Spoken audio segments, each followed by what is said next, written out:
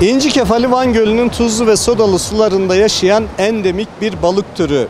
Yaşamını her ne kadar Van Gölü'nün tuzlu ve sodalı sularında sürdürse de üreme dönemi olan Nisan ve Temmuz aylarında üremek için Van Gölü'ne dökülen tatlı sulara üreme göçü gerçekleştiriyor.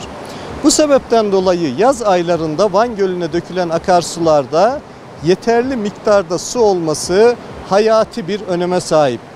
2020 yılından 2023 yılına kadar geldiğimiz süreç içerisinde maalesef akarsuların debileri çok düşüktü. Çünkü kışın yağan kar yağışı ve ilkbaharda düşen yağmur yağışları mevsim normallerinin altında gerçekleşti.